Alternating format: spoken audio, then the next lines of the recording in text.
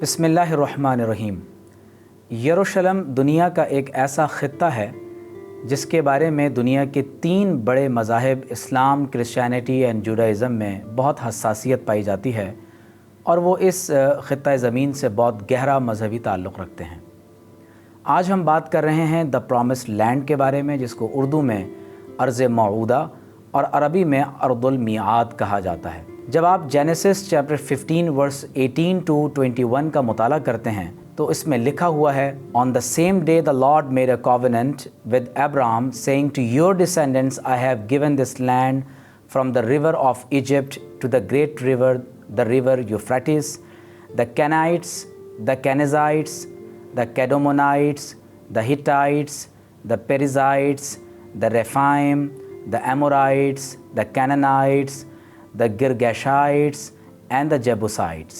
وہ خطہ زمین جو جینیسس پیدائش باب نمبر 15 آیت نمبر 18 تا 21 میں درج کیا گیا، اس میں 2 باتوں کی تو نشاندہی کی گئی ہے کہ یہ ارض موعودہ جو ابراہیم علیہ السلام کی نسل کو دیا جانے والا ہے، فرمایا کہ وہ دریائے فرات سے دریائے نیل تک ہوگا۔ ظاہر ہے کہ دریائے فرات عراق میں ہے اور دریائے نیل مصر میں ہے، اور اگر آپ دیگر خطوں کے حوالے سے مطالعہ کریں تو وہ نقشے جو اس حوالے سے اویلیبل ہیں ان کا مطالعہ یہ بتاتا ہے کہ یہ خطہ مدینہ منورہ تک شامل ہے۔ خاص طور پر کینیزائٹس کے بارے میں کہا جاتا ہے کہ یہ عربیہ کا ایک خاص خطہ ہے۔ حال ہی میں نیتن یاہو نے جس طرح سے فلسطین اور غزہ پر بمباری کا سلسلہ شروع کیا، اس نے اپنی ایک تقریر میں واضح طور پر یہ کہا کہ اب امن کا دور مکمل ہو چکا، اب جنگ کا دور ہے۔ The Bible says that there is a time for peace and a time for war. This is a time for war for our common future. اور اس کی ایک پرانی ویڈیو میں یہ دیکھا جا سکتا ہے کہ وہ ایک چیف ربائی کے سامنے اس بات کا اقرار کر رہا ہے کہ جب تک غزہ کا یہ خطہ ختم نہیں ہوگا، فلسطین کو تباہ و برباد نہیں کیا جائے گا، ان کے عقیدے کے مطابق جو مسیح ہیں وہ تشریف نہیں لائیں گے۔ מה שרואה עוד, וגם משהו שעדיין משאיר ליבו, אז הייתה משהו עם מה ידיעתו. עושים. הכנראה שהיא מספיק, כאילו שהיום כבר כמה שעות בגיל עדיין ליבו, אבל יש עוד כמה שעות, אבל יש להשתדל גם היום, בבשורות טובות. יש שמחה וטוב ליבו. כדי שחסידים מקפידים שכל מנויים שמחה.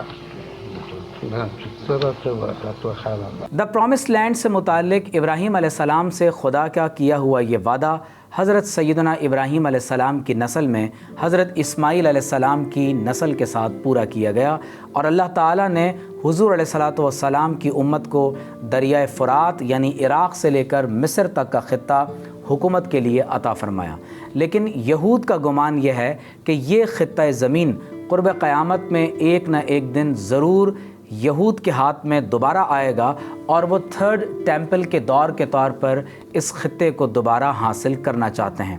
یہاں پر بہت قابل توجہ بات یہ ہے کہ 19ویں صدی میں یہودیوں میں ایک رشین پولش جو بہت مشہور اور معروف مفکر لیو پنسکر نے ایک کتاب تحریر کی جس کا نام ہے آٹو ایمینسیپیشن۔ آٹو ایمینسیپیشن ایک رشین پولش جو لیو پنسکر نے 1882 میں تحریر کی، اور اس کتاب کا بنیادی عنوان یہ تھا کہ کس طرح سے یہودیوں کے اندر یہ فکر پیدا کی جائے کہ وہ جوئش کوشچن کو حل کرنے کے لیے، اپنے مسائل کو حل کرنے کے لیے ایک علیحدہ یہودی ریاست کا قیام عمل میں لائیں۔ لیو پنسکر اپنی کتاب کے آغاز میں لکھتا ہے کہ if I am not for myself, who will be for me, and if not now, when؟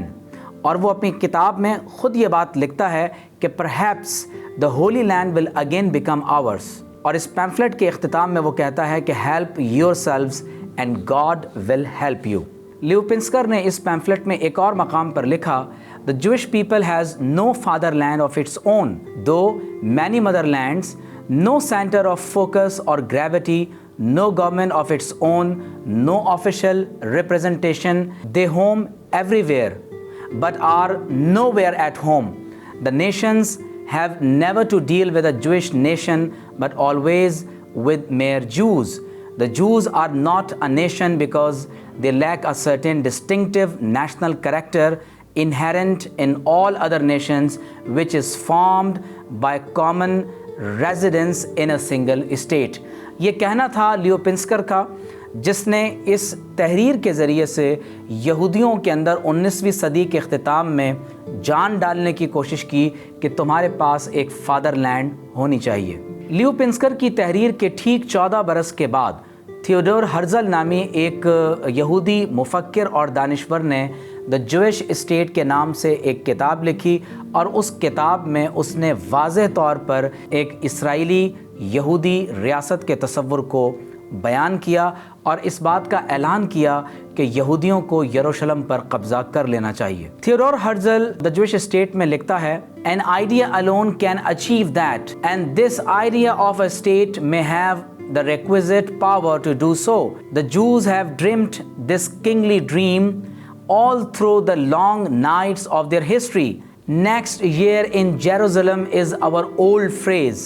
It's now a question of showing that the dream can be converted into a living reality. اس کے ساتھ Theodore Herzl اپنی کتاب دا Jewish state میں لکھتا ہے For we shall march into the promised land carrying the badge of honor.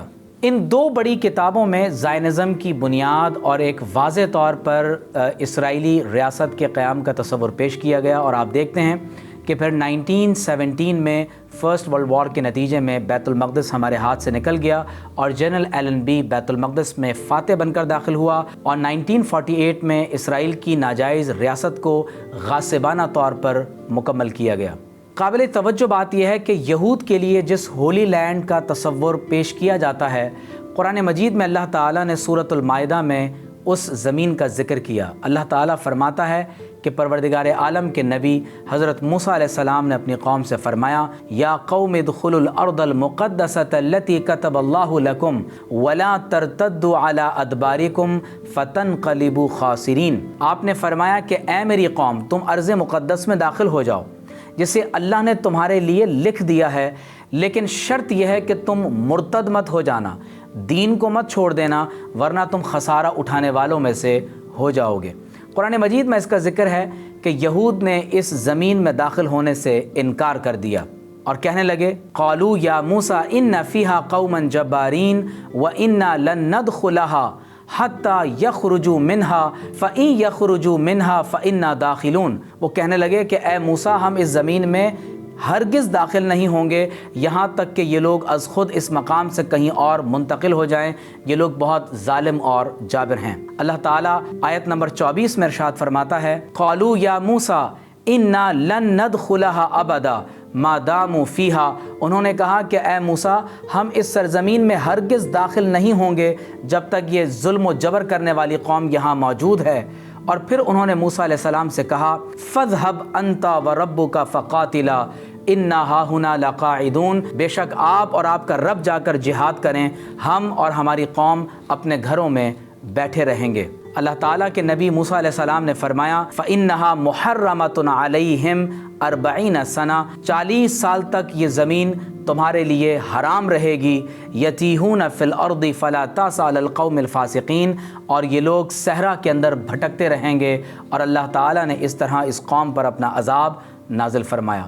بہت غور طلب بات یہ ہے کہ اللہ تعالیٰ نے یہ زمین کا خطہ جو یروشلم یا بیت المقدس کے نام سے موسوم ہے، یہ ایک زمانے میں حضرت موسیٰ علیہ السلام کی قوم کو عطا فرمایا۔ یاد رہے کہ پرومس لینڈ کی باؤنڈری وہ دریائے فرات سے دریائے نیل تک بیان کی جاتی ہے۔ جہاں تک ارض مقدس کا یا دا ہولی لینڈ کا تعلق ہے، یہ وہ علاقہ ہے جس کو یروشلم یا بیت المقدس کہا جاتا ہے، اور موسیٰ علیہ السلام کے زمانے میں اللہ تعالیٰ نے یہ وعدہ کیا تھا کہ وہ یہ زمین بنی اسرائیل کو عطا فرمائے گا، اور پروردگار عالم نے حضرت یوشع علیہ السلام کے ہاتھوں جب بنی اسرائیل کو فتح عطا فرمائی اور وہ فاتح بن کر بیت المقدس میں داخل ہوئے، تو یہ وہ زمانہ ہے جب اللہ تعالیٰ نے انہیں یہ زمین عطا فرمائی۔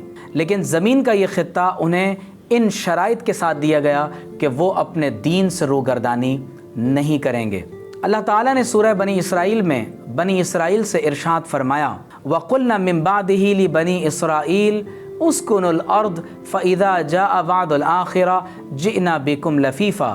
اللہ تعالیٰ نے بنی اسرائیل سے فرمایا کہ تم زمین میں پھیل جاؤ، تم زمین میں رہو۔ بعض اہل تفسیر کا کہنا ہے کہ اس سے مراد ٹائٹس کا وہ زمانہ ہے کہ جس نے حضرت مسیح علیہ السلام کے رفع الی السماء کے تقریباً 70 برس کے بعد یروشلم کو تباہ و برباد کیا، اور ٹیمپل آف سولومن حضرت سلیمان علیہ السلام کی مسجد کو اس نے طاقت و تاراج کیا۔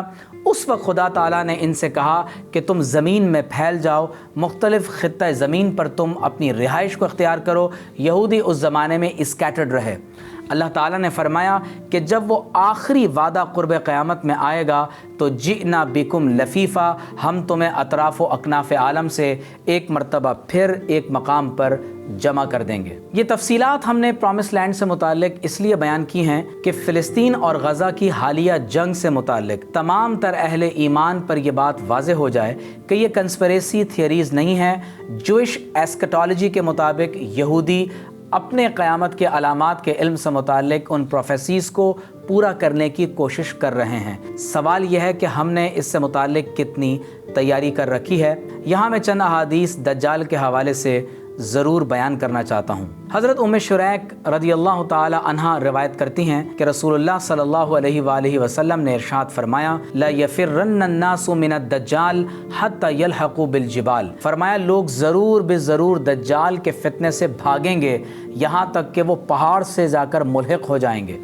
تو ام شریک رضی اللہ تعالی عنہا نے پوچھا یا رسول اللہ صلی اللہ علیہ وآلہ وسلم فأین العرب یومئذ، اس روز عرب کہاں ہوں گے؟ تو فرمایا ہم قلیل، عرب ان دنوں میں بہت تھوڑی تعداد میں ہوں گے۔ اس حدیث کو امام مسلم نے روایت کیا ہے۔ ایک اور حدیث جو حضرت ابو ہریرہ رضی اللہ تعالیٰ عنہ سے مروی ہے، امام مسلم بیان کرتے ہیں کہ رسول اللہ صلی اللہ علیہ وآلہ وسلم نے فرمایا یأتی المسیح من قبل المشرق، کہ مشرق سے مسیح دجال کا ظہور ہوگا۔ ارشاد فرمایا ہمتہ المدینہ، اس کا ارادہ اور اس کا رخ مدینہ منورہ کی طرف ہوگا۔ حضور علیہ الصلوۃ والسلام نے فرمایا ہے حتی ینزل دبر احد، فرمایا یہاں تک کہ وہ احد کے پیچھے کسی مقام پر اترے گا۔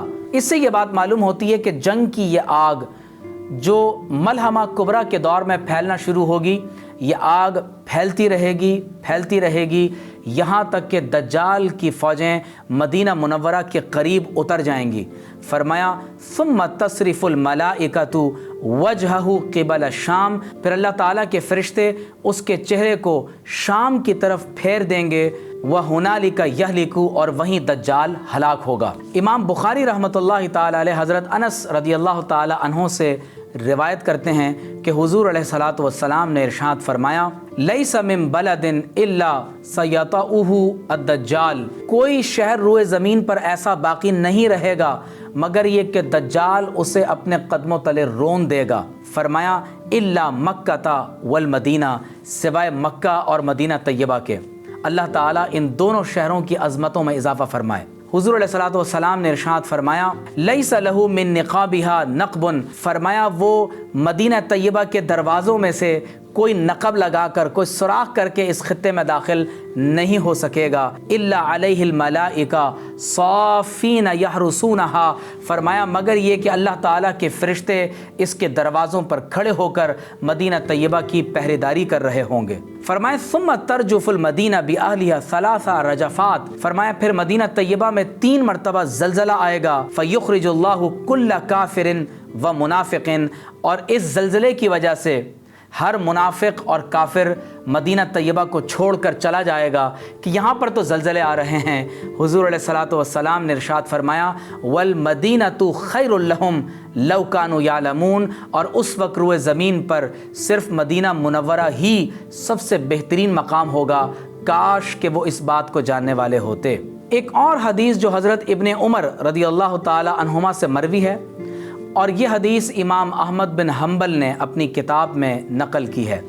آپ روایت کرتے ہیں کہ حضور علیہ الصلوۃ والسلام نے ارشاد فرمایا ینزل الدجال فی هذه الصبخہ بمر قنا فیکون اکثر من یخرج الیہ النساء، حضور علیہ الصلوۃ والسلام نے فرمایا کہ دجال قنا کی وادی میں نازل ہوگا اور اترے گا۔ وادی قنا مدینہ منورہ کی ایک وادی کا نام ہے جو احد کے قریب ہے۔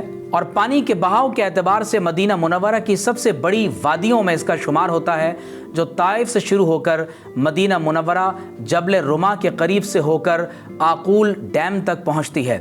ان احادیث سے یہ بات معلوم ہوتی ہے کہ قرب قیامت میں جو الملحمۃ الکبریٰ ہے، جو عالمی جنگوں کا سلسلہ ہے، یہ بڑھتا چلا جائے گا، اور اس میں اس قدر اضافہ ہوگا کہ روئے زمین کے تقریباً تمام ہی خطوں پر دجال کا قبضہ ہوگا، اور وہ زمین کے ان شہروں کو اپنے قدموں تلے رون دے گا، یہاں تک کہ وہ احد کے قریب وادی قنا کے مقام پر اپنی فوجوں کے ساتھ اترے گا۔